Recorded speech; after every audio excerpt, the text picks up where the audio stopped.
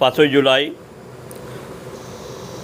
আল্লাহ দুপুরবেলা ইনশাল্লাহ খাওয়াচ্ছে, পুঁই শাক আর ভাত খাচ্ছি। খাওয়ার মাঝে কথা বলা ঠিক না, তবু কিছু বলে যাই। আমাদের অতীতের আন্দোলনের ফসল 16 বছর যেসব মুনাফেক বেঈমান নেতা, এজিদ লীগ নেতা অন্যদের নিয়ে খেয়ে তারা এখন কোটি কোটি টাকা ব্যাংকে জমিয়ে অনেক এখন বিদেশে যে খেচ্ছে আর আমাদের কষ্ট দেখছে, আর তারা ওখানে মিষ্টি মিষ্টি হাসছে যে পাগলরা 16 বছর তোদের মূল্যায়নের মূল্য খেয়েছি, এখন তোরা পুঁই শাক ভাত খা, ডাল খা, আবার তোরা আন্দোলন কর, আমরা আছি, আমরা আবার আসবো, এসে আমি আবার এমপি হব, আমি মন্ত্রী হব, আমার ভাই যদি থাকে সে হবে পৌরসভা চেয়ারম্যান, উপজেলা চেয়ারম্যান, সভাপতি, সেক্রেটারি, শ্বশুর থাকলে সে হবে কৃষক লীগের সভাপতি সেক্রেটারি, যদি শাশুড়ি থাকে সে হবে মহিলা লীগের সভাপতি সেক্রেটারি।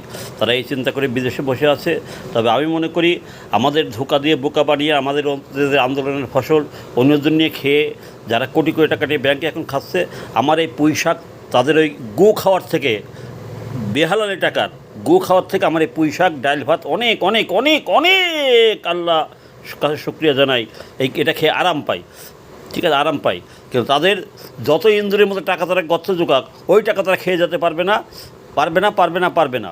তাদের টাকা বর্তমান সরকারি হোক আর শেখ হাসিনা হোক, যে আসুক, তাদের টাকা আবার ইনশাল্লাহ জনগণকে দিয়ে দিতে হবে।